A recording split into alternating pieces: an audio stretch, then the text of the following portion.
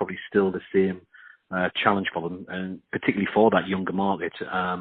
You mentioned before that the brand is a strong one. It is. It's less and less recognised by that younger market, though. So there was a couple of challenges. One, slightly related to what you're talking about there, there was a challenge in terms of how technology will potentially drive the younger market. So you see in the States like what they call the Uber effect. So the challenge being from people who could provide breakdown cover basically at point of rescue.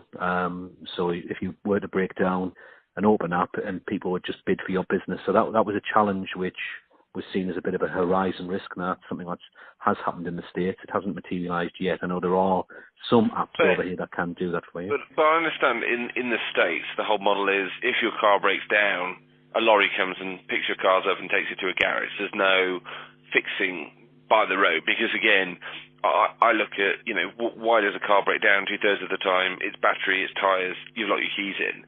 And so that you don't need a big lorry to go and take you to a garage, which ultimately is more expensive than someone who literally comes around and either, puts your new battery in, check, done, you can drive off, take you to a garage, much quicker, much better, to be honest, quicker. Tyres, again, you can change a tyre by the road, again, suits the A very well. And actually for someone to try and link up various little vans and whatnot, you just don't know.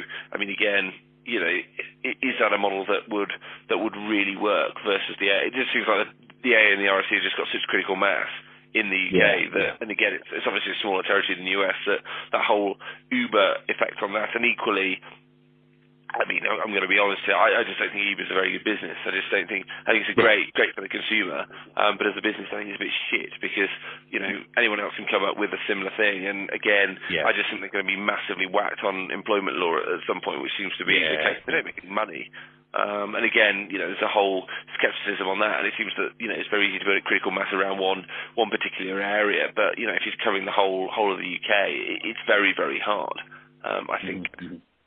Yeah. I would agree with that. Some of the other things that they were looking to do was the use of the app to appeal to a younger generation. So there's a lot of investment gone into the app, so it could be used both from a servicing perspective and from an emergency breakdown perspective.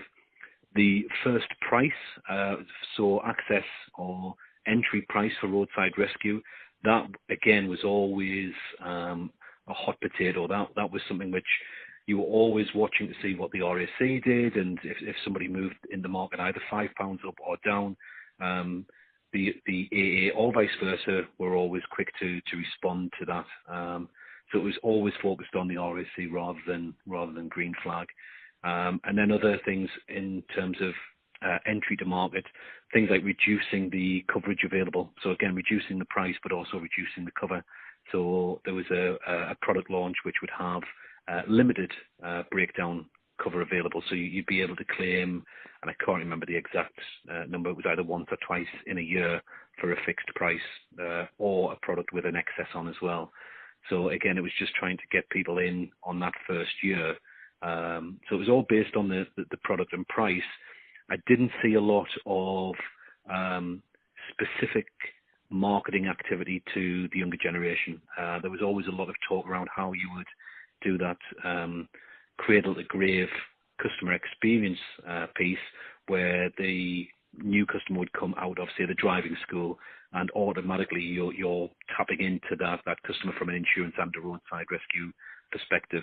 It was starting, so there was an insurance offering which was outsourced through a company that provided telematics.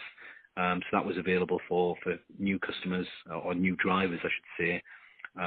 But again, there wasn't a lot of specific marketing for that group to really get that younger generation on board earlier. It was, again, probably seen as what you stated before, probably the more middle-aged, older person's brand. So there's definitely potential there, but I didn't see a lot of that in my time. And so just thinking about that relationship with the RAC, I mean, clearly, people look at market share. If I look at, take another product, sort of,